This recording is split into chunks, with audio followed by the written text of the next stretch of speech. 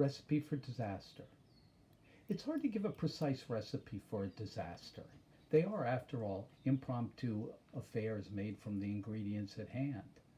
Furthermore, the people who frequently make disasters are the same ones who frequently ignore recipes, so why would you bother? And why would you bother to make a disaster at all? Well, here's the secret from 30 years as a caterer. Disasters are memorable. Think of the Thanksgiving dinners that you've been to. Do you tell stories about the ones where the turkey came out perfectly moist and everything went well? Or do you tell stories about where it all went sideways? Which stories get the better laughs? The one I frequently tell is of my aunt taking a bottle of bourbon and dousing the entire turkey because she was concerned about bacteria growth. As a dish, a disaster has a lot to recommend it. It's fairly simple. It doesn't require any fancy kitchen equipment, doesn't require any particular elaborate technique. It can be made pretty much anywhere, anytime. While the most impressive ones normally are made around the holidays, a quick disaster can get whipped up on a weeknight, no problem. Think about it. You're coming home from work, you're tired, you make dinner, you clean up the kitchen, and then your daughter is saying to you, Daddy, did you make the cupcakes for school? Of course you didn't. So you sigh and you bring out the mixer and you make the cupcakes and you put them in the oven, and then you hear another little voice going, Daddy, can you come upstairs and tuck me in? So you go upstairs, you tuck her in, you read her a story, and the next thing you know, you're waking up to the smell of cupcakes burning. Simple, right? Anybody can do this. But with the more significant the dinner is, the greater the potential for disaster and drama. Let's say you have the prospective in-laws coming over for the first time. How do you make sure that this really goes nuts? Well, what better way than to bring down that beautiful coffee table cookbook that you have, look through it, and find some perfect looking recipe with delicious sounding ingredients and some technique that you've never heard of before. What better way to start a disaster? For example, I had to do a dinner for a guest at Yale. I was told the guest of honor liked lamb, and I hadn't made a lot of lamb. My sister had, though. I called her up and I asked her if she could give me a recipe for lamb, and she gave me one. She said, now, you can't share this with anyone because it's my faculty advisor's secret recipe. I said, no problem. Wasn't planning on sharing it with anybody. I was just going to make it for this dinner. And I put it together, and it's in the oven, smelling great, and pull it out, take a little slice, and tasting great. So I played it all up and walking out into the dining room, and there to my horror is the guest of honor, my sister's faculty advisor. I'm immediately busted. He knows who I am. He recognizes the lamb. And what do? Well, I try flattery. I tell everybody that this is the host's recipe for the guest of honor's recipe for lamb. I hope you all like it. I loved it when I had it for my sister, and if you don't like it, the blame is all on me because I must have done something wrong. And that got me through that one. So we have to digress here for a little bit on and talk about terminology. There are so many different ways in which disasters are talked about that it's hard to really get a common theme in some of it. There's, the minor disaster, there's the fiasco, there's the complete and total disaster, and at the pinnacle of them all, a catastrophe.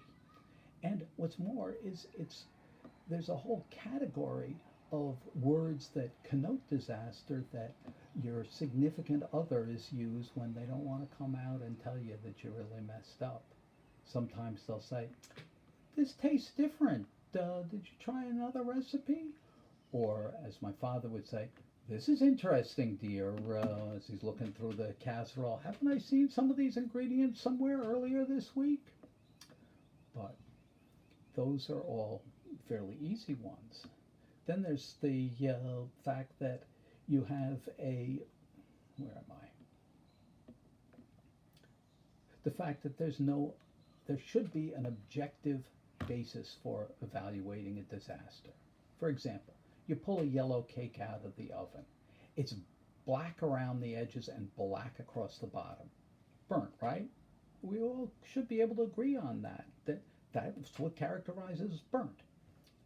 If you're in New Haven and somebody pulls a pizza out of the oven and it's black on the bottom and charred around the edges, if you call it burnt, they'll yell at you and kick you out of the place. They'll say, "No, that's how we make it. That's the char is what gives it the flavor."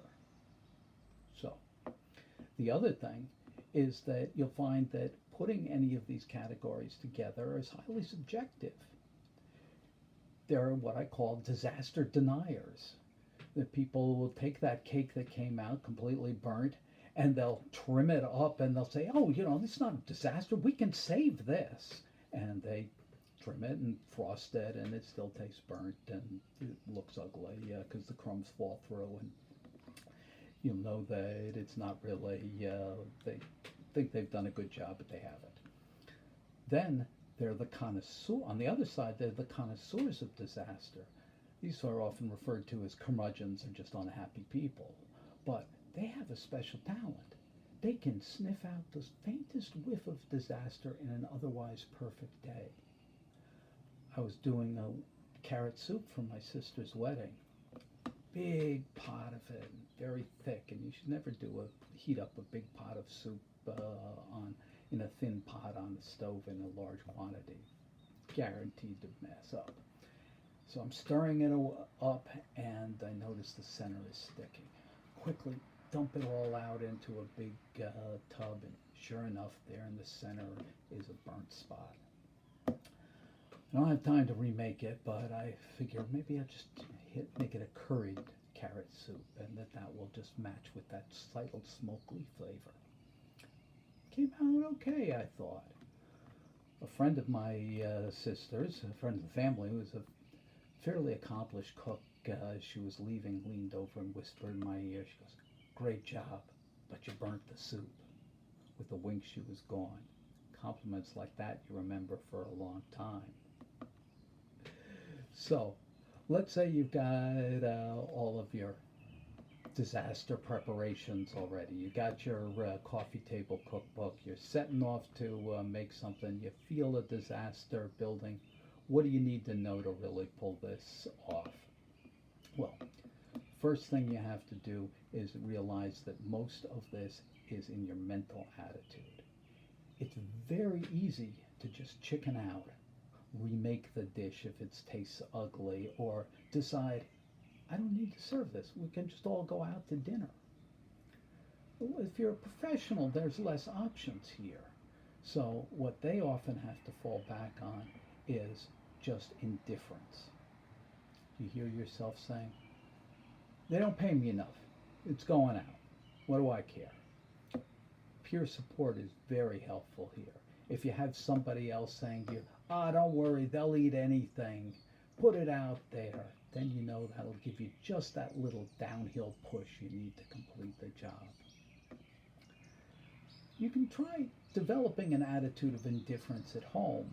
It takes a little time, but put on something in the oven and go sit down and watch TV and see if you can make it through to the smoke alarm. If you can, you're on your way.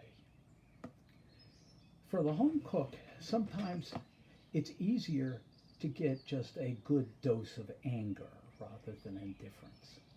Let's say you're making dinner for the family and your son comes back from soccer practice and says, "Ma, what's for dinner?"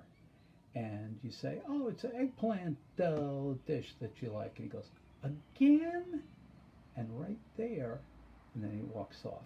And right there, immediately your love for that particular dish begins to get sour in a hurry. You really don't care as you're breading and frying up the eggplant that it's getting awfully crisp. You really don't care whether you got the right number of layers in there. All you think about is how ungrateful all of those folks are. And guess what? That'll make enough to make that disaster. So let's say you have the right mental attitude going into this. You really don't care about it. The heck with them all. What else can really help you along here? Well, there are three things that are really crucial.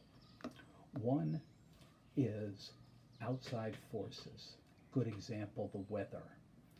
I was doing a wedding out on this beautiful point, and we're got everything set up nicely. These tall tables with the elaborate floral pieces and all of our platters all out.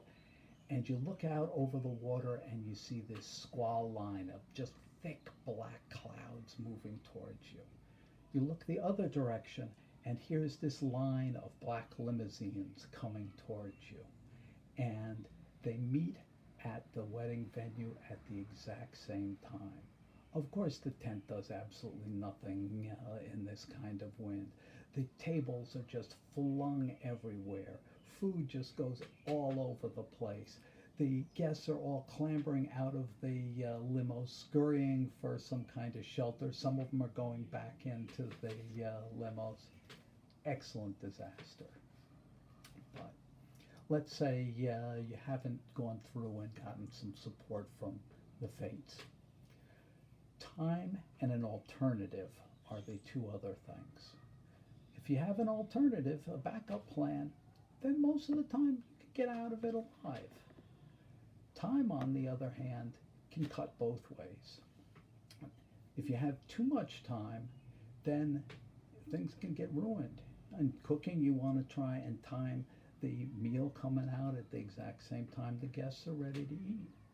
Well, I once was cooking this absolutely beautiful veal roast for a dinner for the Yale Alumni Association. And it was just about done, and I go upstairs and I find that everybody's watching one of the playoff games in baseball.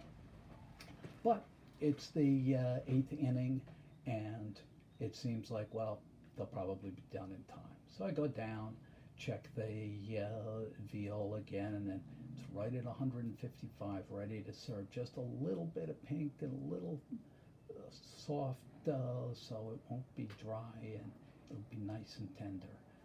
I start to pull it out, but I figure I better go upstairs and check. I go upstairs. The ninth inning is over, but it's tie, so they go into extra innings. I go back downstairs, put the oven all the way down, wait for a little bit, go back upstairs. The 10th inning is done and they're still tied. They're going into the 11th. Go back downstairs, check the temperature. Now we're up to 160, getting dangerous here. Go back upstairs, see if they're done. No, it's going into the 12th inning now.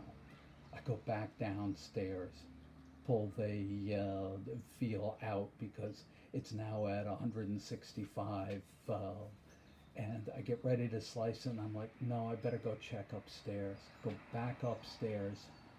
The game is still going on. And I realize that not only have I destroyed a beautiful roast of veal because it's now going to be overcooked, but I've also missed one of the most exciting games in baseball history. It was a playoff game. It went 14 innings. It was delightful here. But more frequently than having too much time, you have too little time. It was another Yale dinner, and I had been to see a movie, Big Night. It was a wonderful movie.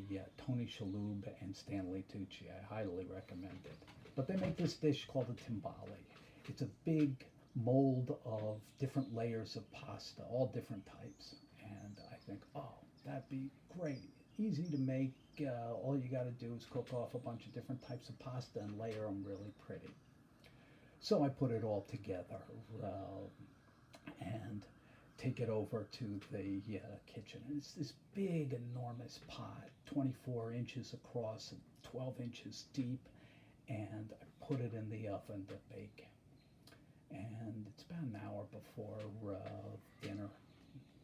So I'm chilling out, putting together a few hors d'oeuvres, and half an hour goes by. I check the temperature, 60 degrees, not good. Turn the oven all the way up and go back to putting together some hors d'oeuvres. And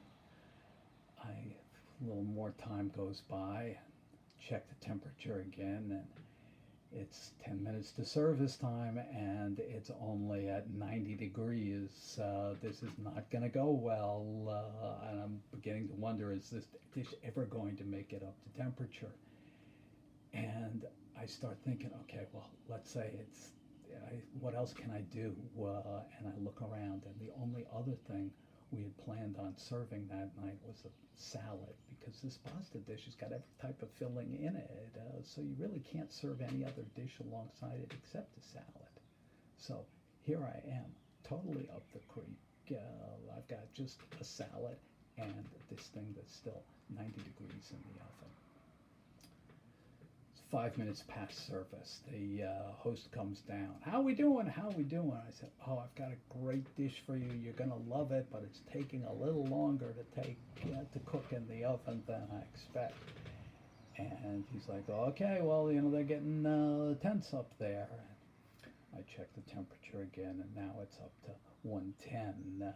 Still a bit to go, and the other problem is it's beginning to smell awfully crispy around the edges, and I'm scared to death that it's burning on the bottom. Well, it takes 45 minutes more to get to temperature. The host is beginning to really panic. I'm getting panicked through it all, but it's finally done. I pull it out of the oven. Now, all that remains is to take this enormous pot, cover it with a cutting board, and flip it upside down and unmold it. I grab the pot and a cutting board and head toward the dining room. Wait, says my assistant, aren't you going to unmold it here? I said, no. If we unmold it here and it all falls apart, what are we going to do? Scoop up this ugly mess and bring it out? No, I said, our only hope is that we do a dramatic reveal and it all goes fine. Go big or go home, I say. And I walk out there. In front of 75 hungry people, I flip it over and I lift up the pot. Out comes this beautiful, intact, golden brown cake of pasta. I take a knife, slice it in half, spread the halves apart, and miraculously, it all holds together. All of the layers are clearly visible, all different colors. It's gorgeous. Somehow, disaster has escaped me again. Well, I don't make dishes from movies anymore. I try not to make something I've never made before, particularly if it's the centerpiece of an important meal.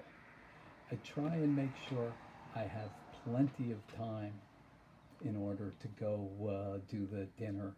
And if it looks like there's a rainstorm, I still normally have to go do the weddings, but I say a little prayer.